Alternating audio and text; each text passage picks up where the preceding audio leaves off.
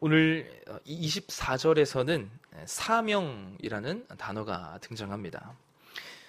또 우리가 이 사명이란 단어, 생긴 것도 비슷한 또 다른 단어를 또 사용합니다. 소명이라는 단어입니다.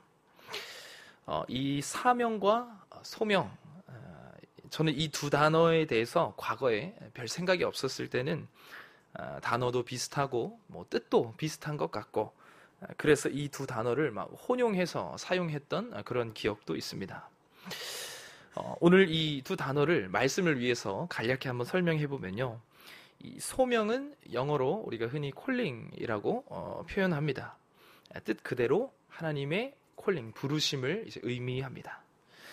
또 사명은 미션이라고 우리가 표현합니다. 그 뜻은 앞선 이 콜링, 소명을 받은 자가 갖게 되는 어떠한 책임, 의무와도 같은 것을 의미합니다. 쉽게 말하면 이 부름 받은 자로서 마땅히 이제 완수해야 할 우리의 임무, 그런 목표와도 같은 것이 바로 이 사명입니다. 오늘 본문에서 등장하는 이 사도 바울은요, 이 소명과 사명을 모두 갖고 있었습니다.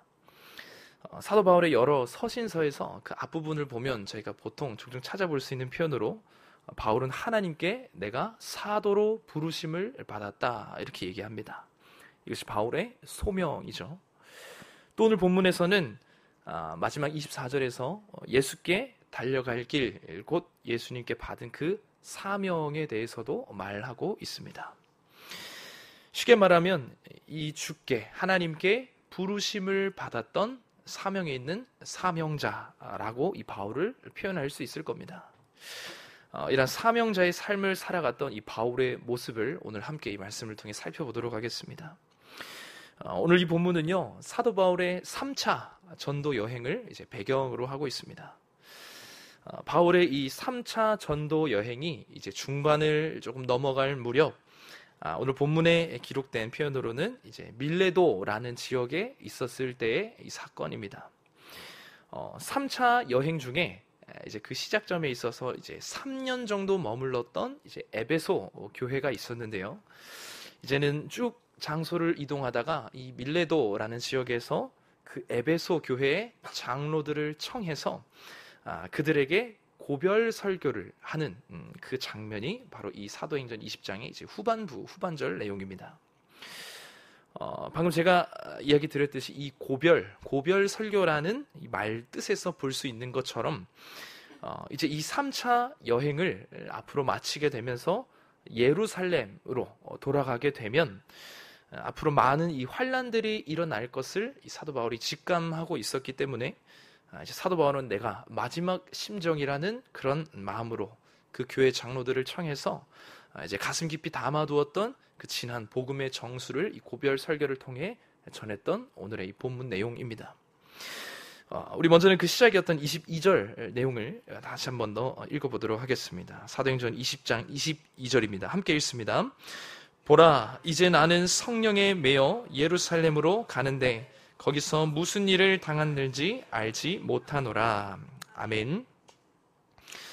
사도 바울이 먼저 고백하기를 먼저 자신이 성령에 매였다, 이렇게 표현을 하고 있습니다.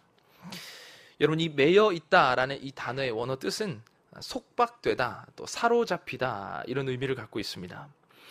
쉽게 말해서 이 사도 바울이 성령에 매였다라는 건 지금 나의 모든 육신과 이 마음이 성령님께 사로잡혀 있다, 그런 뜻을 의미합니다.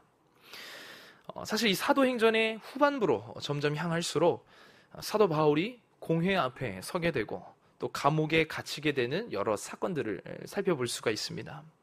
그렇게 옥중에서, 감옥에서 서신을 기록하기도 하죠.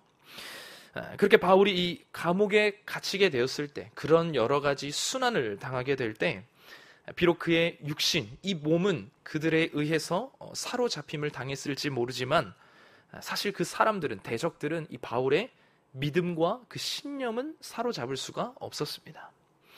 그렇게 공회 앞에서도, 또 자신이 체포되어 있는 그런 상황 속에서도 자기가 갖고 있는 그 복음을 위해서 끝없이 변론하고 항변하는 그런 모습을 우리가 종종 보게 되는 겁니다. 그런데 이 사도 바울의 육신뿐만이 아니라 그 마음까지도, 그 신념까지도 다 사로잡았던 것이 있으니 바로 성령의 역사였습니다.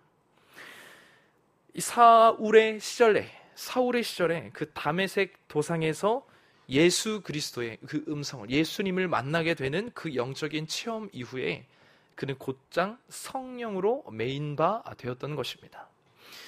그렇게 그 어떤 육신의 사로잡힘, 외부를 통해서 육신의 사로잡힘이 있더라도 그 성령으로 사로잡혔던 그의 신앙과 믿음까지는 사실 굴복시키지 못했던 겁니다. 마태복음 10장 28절에서요, 예수님이 이렇게 말씀하셨습니다. 우리 화면 보시면서요, 제가 읽어드리겠습니다. 몸은 죽여도 영혼은 능히 죽이지 못하는 자들을 두려워하지 말고 오직 몸과 영혼을 능히 지옥에 멸하실 수 있는 이를 두려워하라. 아멘. 우리 다시 한 번만 더 같이 보면서 이번에 함께 읽어볼까요? 몸은 죽여도 영혼은 능히 죽이지 못하는 자들을 두려워하지 말고 몸과 영혼을 멸하실 수 있는 이를 두려워하라. 아멘. 사도 바울은요, 이 말씀처럼 자신의 영혼을 사로잡을 수 없는 그런 대적들에 대하여서는 굉장히 담대했었습니다. 그들을 두려워하지 않았던 거죠. 그러나 자신의 영혼까지도 능히 멸하실 수 있는 그 하나님 앞에서는 사도 바울이 두려워함으로 그 앞에 육신과 그 영혼이 온전히 하나님께는, 그 성령님께는 이제 사로잡혔던 겁니다. 이렇게 성령으로 사로잡혔던 바울이 이제 이 22절에서 내린 결정이 무엇인가? 22절에서 내린 결정은 내가 이제 예루살렘으로 향한다라는 그런 결정이었습니다. 본문의 표현으로도 거기서 자신이 무슨 일을 당할지도 모르고 또 그 미래를 알지도 못하는 상황 속에서, 또 심지어 이어지는 23절에서는 그곳에서 자신을 향한 환난이, 고난이, 결박이 기다리고 있다는 것을 이미 알고 있음에도 불구하고 이제 그는 예루살렘으로 향하기를 주저하지 않았던 것입니다. 여러분, 사실 이 미래도 보이지 않는 이 답답한 상황, 또 심지어는 뻔한 고난길이라는 것을 알고 있음에도 불구하고 여러분, 바울은 왜 내가 예루살렘으로 향하겠다는 그런 결정을 내렸을까요? 우리가 방금 살펴본 것처럼 이 사도 바울이 성령에 사로잡혔기 때문임을 믿으실 수 있길 바랍니다. 이와 같은 이 바울의 결정을 살펴보면요, 구약에 이제 아브라함이 떠오르기도 합니다. 고향, 친척, 그 아비 집을 떠나서라는, 그 떠나라는 하나님의 말씀 앞에 사실 이 아브라함이 얼마든지 두려워하고 또 그 가겠다는 선택을 주저할 수 있었으나 이 아브라함은 곧장 그 하나님의 말씀을 따라 떠나는 그 길로 향하게 됩니다. 그 길을 걸어갔을 때 발생할 그 두려움과 고난, 순환에 대한 그런 걱정보다도 하나님이 나에게 주셨던 그 약속, 그 약속에 대한 그 두려운 하나님의 말씀을 더 두려워할 줄 아는 그 마음으로 그 하나님의 약속에 메인바 되었기 때문에 주저없이 아브라함 그 길을 떠날 수 있었던 것입니다. 여러분, 이처럼 오늘 하나님이 우리에게, 여러분들에게 요구하시는 이 모습이 바로 이 성령에 사로잡힌 모습임을 여러분들이 믿으실 수 있길 바랍니다. 그런데요, 우리는 이 성령에 사로잡히기보다 우리의 육신을 사로잡고 흔드는 그 사탄 마귀의 공격에 자주 넘어지게 됩니다. 사탄이 하나님처럼 우리의 영혼을 붙잡고 능히 우리 영혼을 사로잡지 못함에도 불구하고 육신의 공격으로 우리의 영혼을 병들게 만든다는 거예요. 이런 겁니다. 유혹에 빠지기 쉬운 그런 우리의 약점을 알고 돈과 물질, 또 이성의 유혹으로 우리의 육신을 사로잡습니다.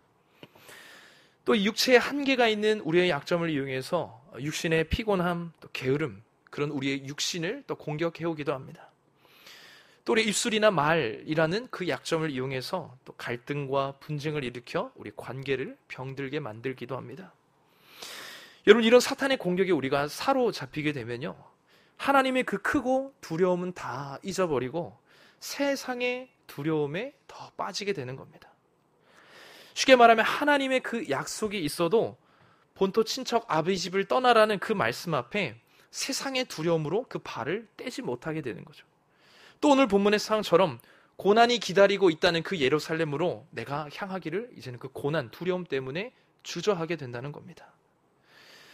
여러분, 그러나 오늘 이 사도 바울처럼 나의 육체와 영혼을 모두를 능히 멸하실 수 있는 그 하나님을 더욱 크고 두려워함으로 말미암아 우리가 성령에 사로잡히고 이 하나님의 말씀에 사로잡히게 되면 그 모든 대적의 사탄 마귀, 우리의 육신을 흔드는 그 공격을 이겨낼 수 있게 됨을 믿으실 수 있길 바랍니다. 또 이 바울과 같이 성령에 사로잡히게 되면 세상에 속한 모든 그 두려움의 대상이 다 사라지게 됩니다. 하나님만을 경외하는 그 믿음으로 크신 주님만을 더욱 두려워하게 되고 그 하나님 앞에 그 모든 세상의 권속이 가져다주는 그 두려움이 사라지게 된다는 것입니다. 그렇기 때문에 이 땅에 그 앞이 보이지 않는 상황 속에서도 내게 환난이 주어질 그 뻔한 고난이 기다리고 있는 그 길 앞에서도 우리가 성령에 사로잡히게 되면 그것을 두려워하지 않고 오직 그 하나님의 표대를 향해 다름질하게 됨을 믿으실 수 있길 바랍니다.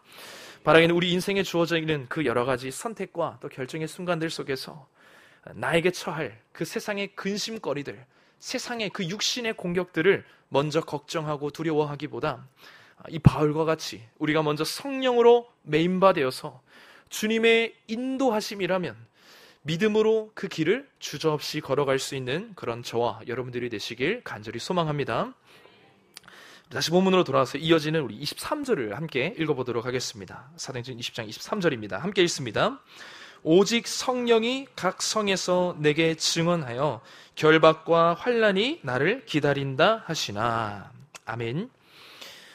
방금 저희가 앞서 살펴봤던 것처럼 사도 바울이 예루살렘으로 들어가는 그 길에는 환난이 기다리고 있다라는 것을 저희가 방금 살펴봤습니다.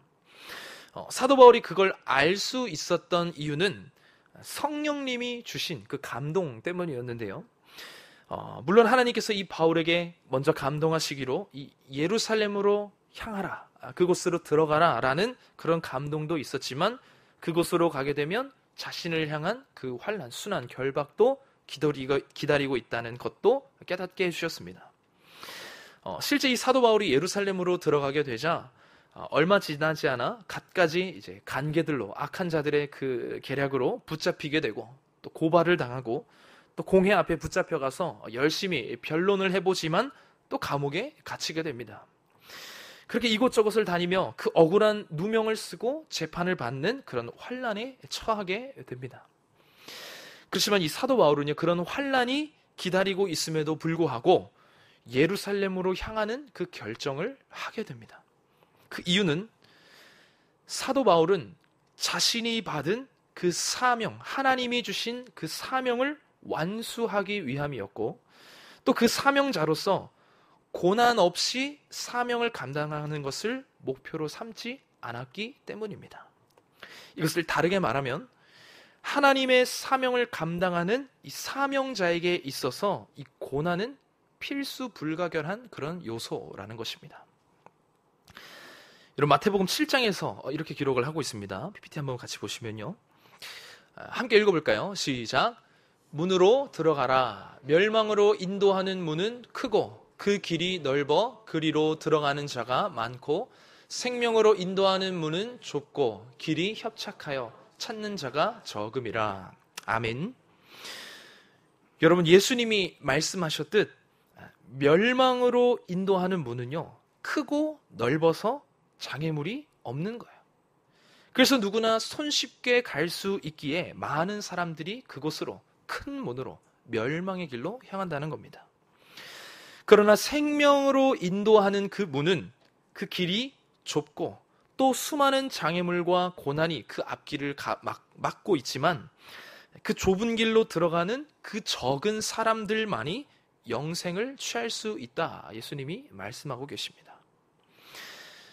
사랑하는 우리 성도 여러분들, 여러분들은 예수님을 믿음으로 말미암아 생명으로 인도하는 그 좁은 길로 이미 들어섰음을 믿으실 수 있길 바랍니다. 우리는 믿음으로 구원받은 그 순간부터 이미 그 좁은 길의 인생이 시작되었다는 거예요. 그런데 아이러니하게 예수를 믿는 사람들이 넓은 길을 원하는 상황이 생겨납니다. 쉽게 말하면 신앙생활을 하면서 장애물과 고난이 없는 삶을 원한다는 거예요.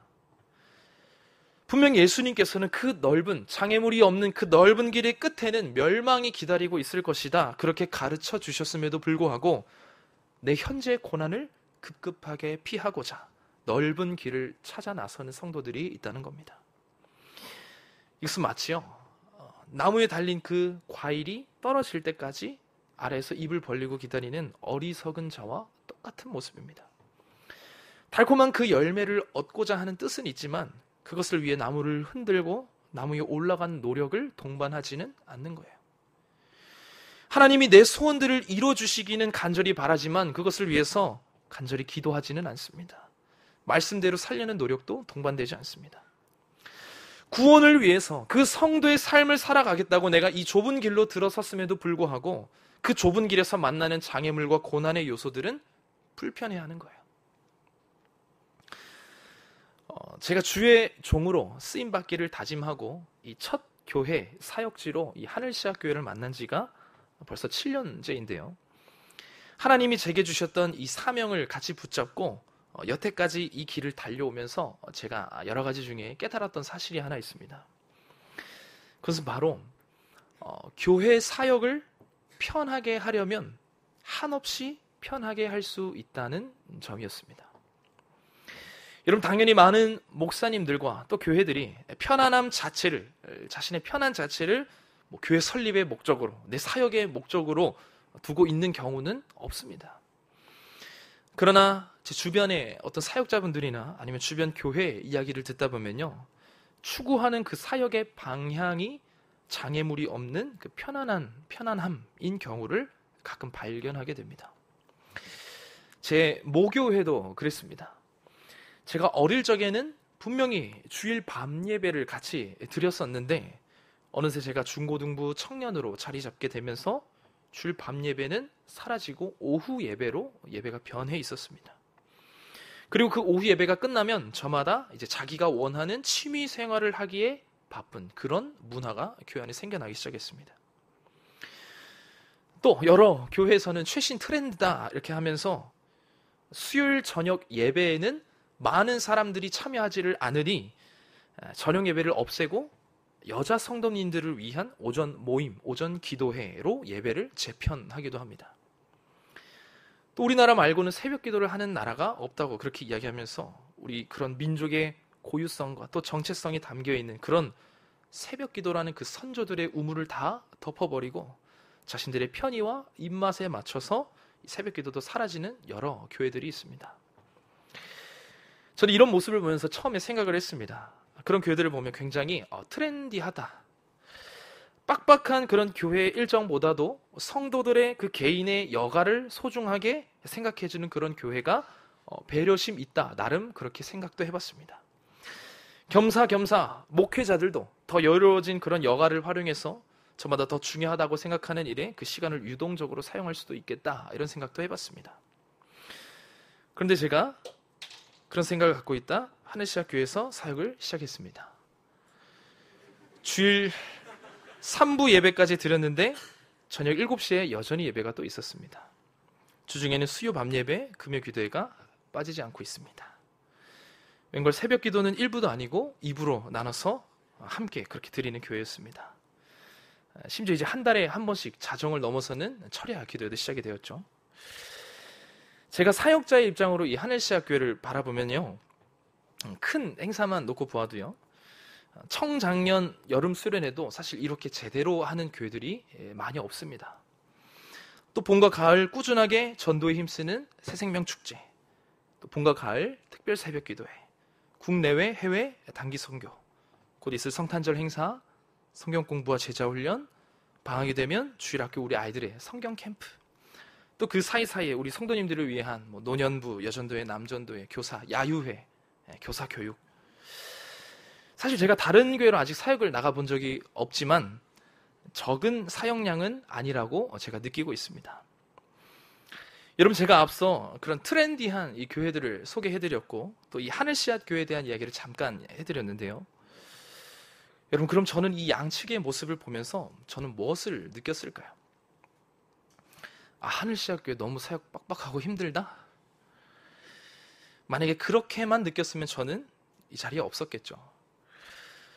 여러분, 제가 이 사역의 과정을 겪어오면서 들었던 생각은요, 내가 지금 제대로 좁은 길을 걸어가고 있구나라는 생각이었습니다. 내가 지금 이 생명으로 인도하는, 예수님이 말씀하시는 그 생명으로, 생명의 문으로 인도하는 그 하나님의 부름을 받은 사명자에게 주어지는 그 좁고 협착한 길을 내가 제대로 걷고 있구나라는 확신이 생겼다는 거예요. 여러분, 이 관점에서 바라보니 과거 그 트렌디해 보이던 그 성도들의 상황을 배려하는 것 같아 보이는 그런 교회와 사역의 모습들이 결국 넓은 길로 걸어가는, 그 길을 추구하는, 멸망으로 인도하는 길 같아 보였다는 것입니다. 사랑하는 우리 성도 여러분들, 여러분들이 지금 어떤 길 위에 서 계십니까? 성도로서 주님께서 달려오라고 부르고 계신 그 좁은 길 위에 여러분들 여전히 서 계십니까?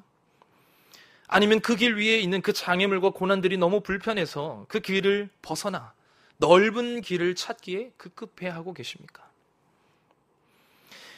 여러분, 성도들에게 있어서요, 고난은 여러분을 생명으로 인도하는 축복임을 믿으실 수 있길 바랍니다. 고난은 사실 여러분 성도에게, 사명자에게 없어서는 안 될 필수 불가결한 요소라는 거예요. 만약에 내 신앙의 여정 가운데 그 고난이 없이 너무 평탄한 길만 연속되고 있다, 여러분, 그럼 오히려 지금 내 신앙이 멸망으로 향하고 있지 않은가 점검해 보셔야 할 겁니다. 사도 바울은 그 환난이 자신에게 기다리고 있음에도, 그것을 알고 있음에도 예루살렘으로 향하는 그 발걸음에 주저함이 없었습니다. 왜일까요? 그 길이 예수님이 오라 인도하시는 그 좁은 길임을 굳게 믿었기 때문입니다. 그 길이 오히려 자신에게 있어서는 그 고난의 길이 생명의 길이 될 것을 믿었기 때문이라는 것입니다. 여러분, 바라기는 내 신앙의 그 여정 가운데 고난을 마주하게 된다면 기뻐하실 수 있기를 간절히 소망합니다. 왜냐하면 그것이 지금 내가 제대로 그 사명자의 길을 걸어가고 있다는 증표가 되기 때문입니다. 주님이 인도하시는 그 좁은 길 속에서 여러 가지 핍박과 환난을 내가 지금 만나고 있을지라도 결국 그 끝에는 생명으로 인도하는 그 문이 기다리고 있음을 여러분들 믿으실 수 있길 바랍니다. 그렇게 고난을 피하는 것이 내 신앙의 목적이 되는 성도가 아니라 그 고난도 기쁘게 받아들이고 주님이 기뻐하시는 그 사명자의 길을 감내하며 묵묵히 걸어가는 저와 여러분들이 되시길 간절히 소망합니다. 우리 마지막으로 24절을 살펴보겠습니다. 우리 이어지는 24절도요, 다시 한번 함께 읽어보도록 하겠습니다. 함께 읽습니다.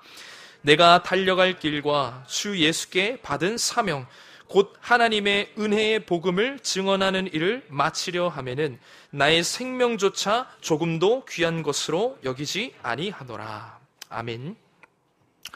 여러분, 바울은 이야기합니다.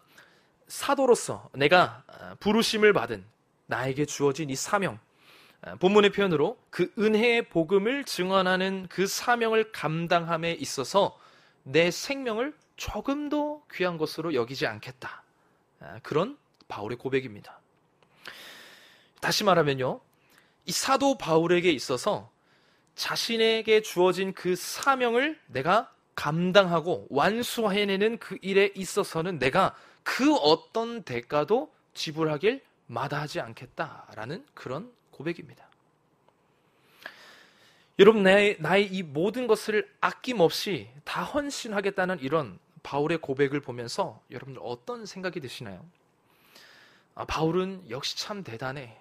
역시 하나님께 특별한 그 부름과 사명을 받은 사명자니까 당연지사 그렇게 해야지. 그럼 나는 아직 그런 부르심이나 사명을 못 받았어서 참 다행이다. 휴. 여러분, 혹시 이처럼 나는 아직 그런 부르심이나 그런 사명, 소명과 사명을 받지 않았다고 생각하는 그런 성도님들이 계실까요? 여러분 잘 들어보시고 믿음으로 믿어지시면 아멘으로 화답하시길 바랍니다. 오늘 여러분들은 하나님의 구원받은 백성이자 하나님의 자녀로 부르심을 받았음을 믿으실 수 있길 바랍니다. 그게 여러분들의 소명입니다. 이 땅의 수많은 사람들 중에서 하나님이 특별하게 구별하시고 선택하셔서 여러분들 자녀로 부르셨다는 거예요. 콜링하셨다는 겁니다. 우리의 소명이죠. 자, 다음요. 하나님께서는 그 소명을 받은 자녀들로 하여금 그 각 사람에게 하나님의 뜻을 이루기 위한 그 책임을 그 각자에게 맡기셨음을 믿으실 수 있길 바랍니다.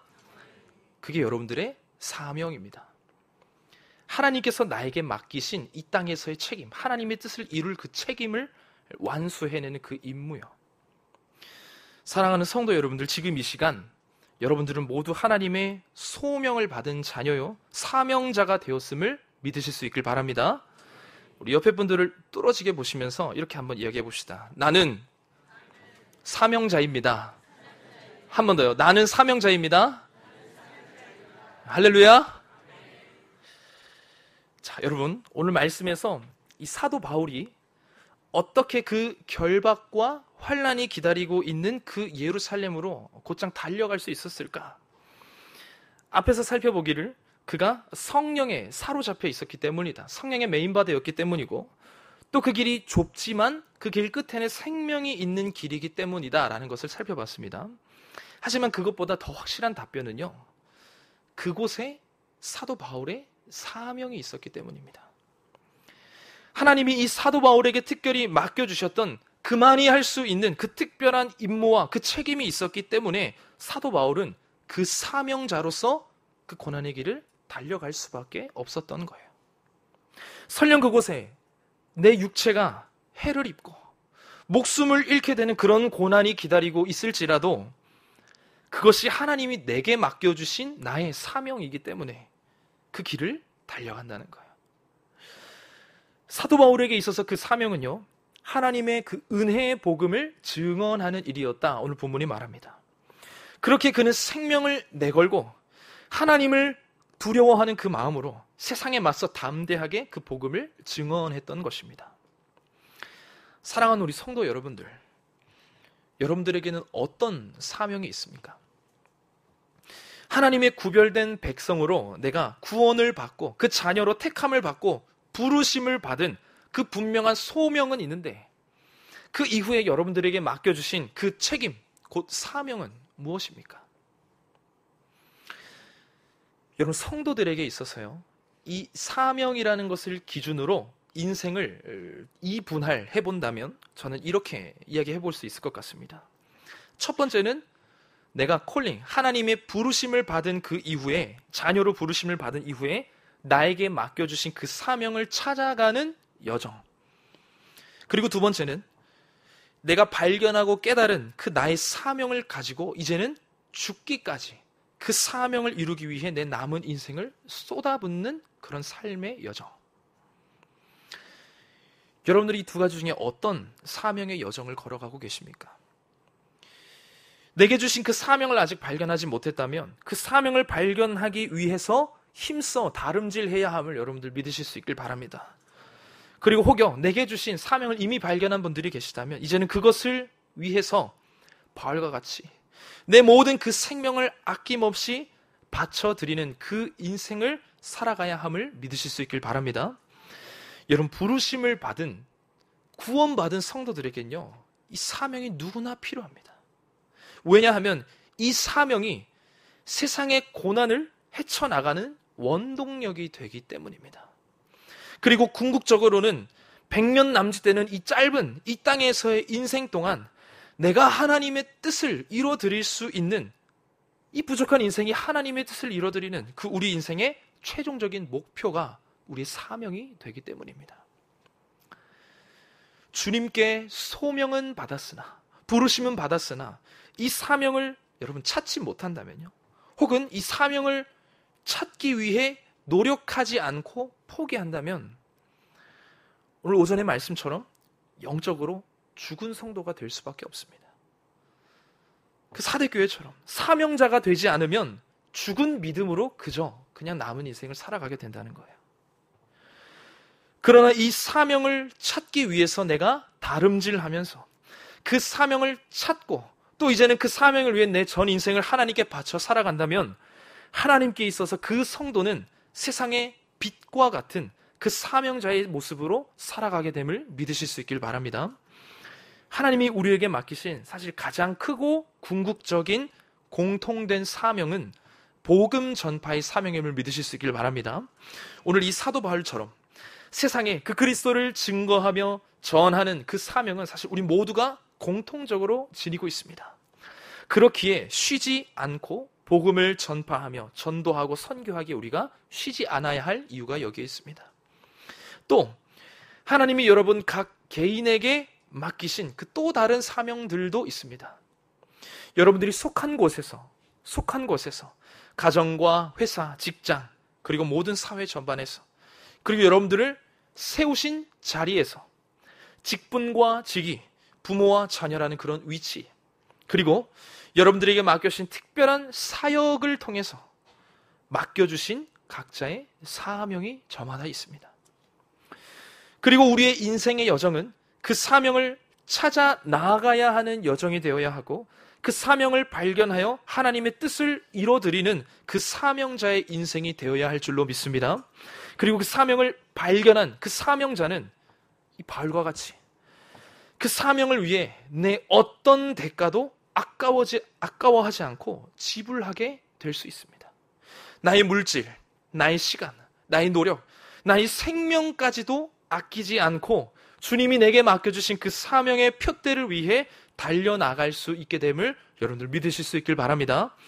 바라기는 우리가 먼저는 성령으로 사로잡히고 하나님이 부르신 그 길에 고난이 있어도 그것을 기쁨으로 여길 줄 알며 이제는 우리가 부르심을 받은 자에서 콜링, 그 소명을 받은 자에서 이제는 하나님의 뜻을 이뤄드리는 사명자로 거듭나게 되어서 내게 맡겨주신 그 책임과 사명을 위해 이제는 내 생명조차도 조금 더 귀한 것으로 여기지 않고 하나님을 위해서 이 땅에서의 내 인생을 내어드릴 수 있는 모든 그 주의 사명자들이 다 되시기를 주님의 이름으로 축원합니다. 함께 이 시간 찬양하겠습니다.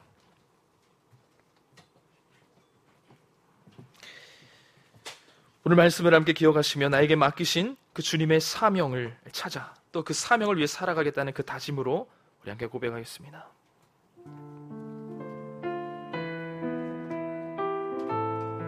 주님이 홀로 가신 그 길 나도 따라가오 모든 물과 피를 흘리 좀 빠르게 찬양하겠습니다. 그 길을 나도 가오 우린 험한 산도 나는 괜찮소 좀 빠르게요. 바다 끝이라도 나는 괜찮소 죽어가는 저들을 위해 나를 버리길 바라오 아버지 나를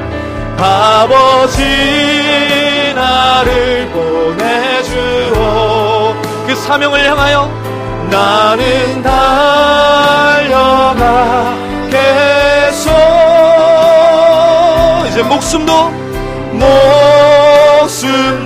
아끼지 않겠소 나를 보내주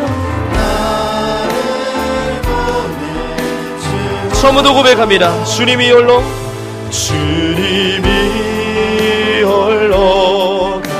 가신 그 길 나도 따라가오 아멘 모든 물과 그 고난 고난을 겪으신 예수님, 그 좁은 길로 우리가 따라가길 소망합니다.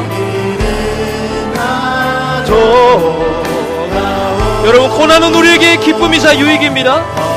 산도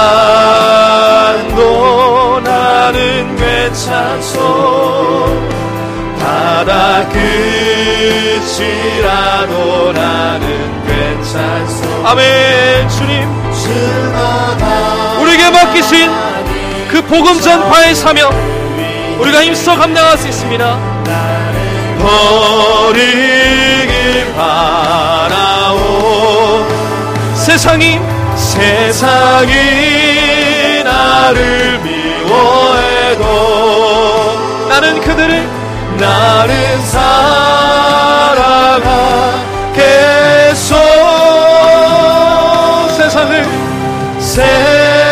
세상을 구원하신 자가 나도 따라가. 우리 한 번 더요. 험한 산도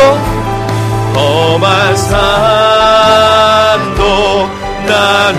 여러분, 그 사명자의 길에 들어서 그 다짐으로 주님 앞에 고백합니다.